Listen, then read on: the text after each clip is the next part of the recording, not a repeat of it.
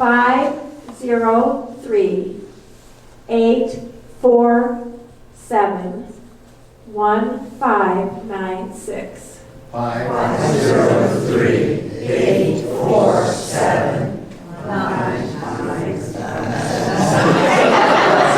I think I just proved George Miller's research. Yeah, for most of us, if it's 7 digits or less, no problem. Once we get over 9, how many of you felt the place in your memory, in your brain where it was overload? Where it's just, oh, I got them, and suddenly it's not so many.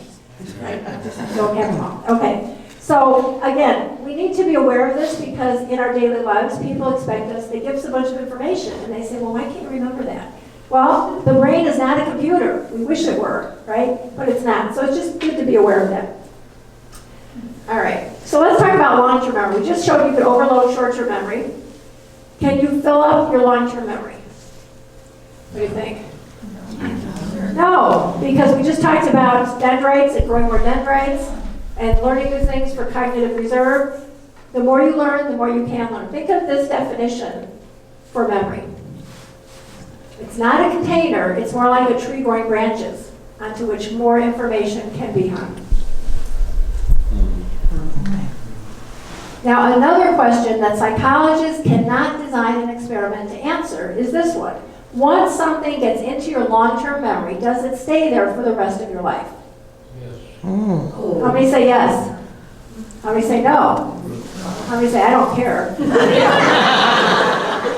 we really cannot design an experiment that will answer this question. However, there is a lot of anecdotal evidence.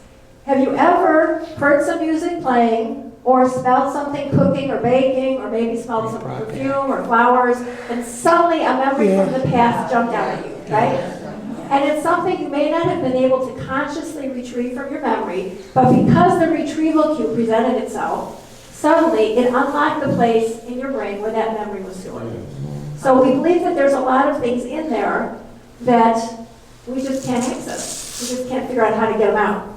The other thing we are aware of is that memory fades over time. It doesn't all stay intact. If you took, like I took calculus in college for 2 semesters, I'm sure I could not walk into a calculus classroom today and have the same knowledge I had when I was in the classroom 40 years ago or whatever it was, okay? Right? So that changes. We also know there's something called false memory. Because of experiences that you have and different things that happen, we can remember things that are totally false.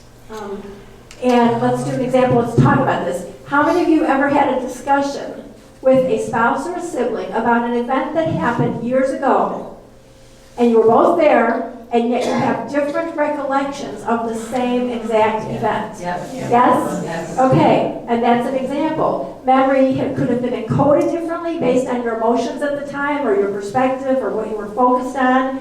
Over the years, other things happen. It can actually change what's in your memory. And then what's happening today can influence how it comes out.